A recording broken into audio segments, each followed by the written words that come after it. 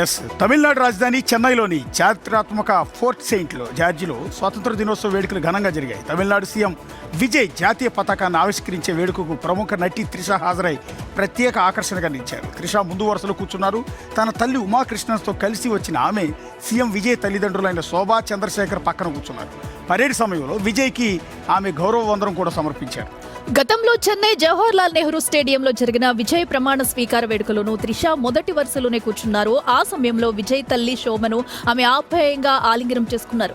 విజయ్ త్రిషల వ్యక్తిగత సంబంధాలపై నెట్టింట అనేక ఊహాగానాలు వస్తున్నప్పటికీ కూడా వారిద్దరూ వీటిపై ఇప్పటి వరకు స్పందించలేదు. సో ప్రస్తుతం దీనికి సంబంధించిన వీడియో వైరల్ అవుతుంది. ఏదైతే అప్పుడు ప్రమాణ స్వీకారం అప్పుడు కూడా త్రిష స్పెషల్ అట్రాక్షన్ గా నిలిచారు. సో అప్పుడు కూడా అలానే హైలైట్ చేశారు. సో ఈ రోజు కూడా స్వాతంత్ర దినోత్సవ వేడుకల్లో కూడా ఆమె అక్కడికి రావడము, ముందు వరుసలో కూర్చోవడము, ఏదైతే విజయ్ తల్లితో ఎప్పుడు కూడా తన ఆప్యాయంగానే పలకరిస్తూ ఉంటారో సో ఈ రోజు కూడా అక్కడైతే జరిగింది. ప్రస్తుతం ఈ వీడియో కూడా సోషల్ మీడియాలో వైరల్ అవుతుంది.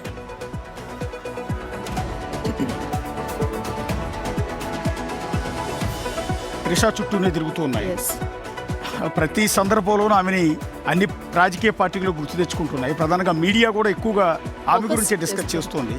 అందుకు తగ్గట్టే త్రిష కూడా ప్రతి చోట కూడా ఏదో ఒక రకంగా ఎక్స్పోజ్ అవుతూ ఉన్నారు. మీరు గమనిస్తే ప్రతి సందర్భంలో ఇవాళ పర్టికులర్గా స్వాతంత్ర దినోత్సవ వేడుకల్లో ఆమె హాజరు కావటం అనేది విజయ్ సీఎం అయిన తర్వాత మొట్టమొదటిసారి స్వాతంత్ర దినోత్సవ వేడుకల్లో పాల్గొన్న ఇష్యూ కంటే కూడా త్రిష హాజరైన ఇష్యూనే ఎక్కువ హైలైట్ చేస్తున్నారు మీడియాలో కూడా. పైగా విజయ్ తన భార్యతో విడాకుల వ్యవహారం మీద విపరీతమైన చర్చ జరుగుతున్న సందర్భంలో రీసెంట్గా ఆయన భార్య కూడా విడాకుల పిటిషన్ వెనక్కి తీసుకోవటం, ఆ సందర్భంగా త్రిష ఆమెను ఉద్దేశించి వాట్సాప్ స్టేటస్లో కొన్ని నెగిటివ్ కామెంట్స్ పెట్టడం, అంటే ఈ వయసులో డబ్బు సంపాదించుకోవచ్చు, ఇలాంటి వేషాలు ఎందుకు అన్నట్టుగా విజయ్ సతీమణిని ఉద్దేశించి త్రిష పెట్టిన కొన్ని కామెంట్స్ కావచ్చు, అలాగే విజయ్ తల్లిదండ్రులకు ఆమె దగ్గర అవుతున్న వైనం కావచ్చు, ఇవన్నీ విపరీతమైన డిస్కషన్ పాయింట్ హైలైట్ అవుతూ వస్తూ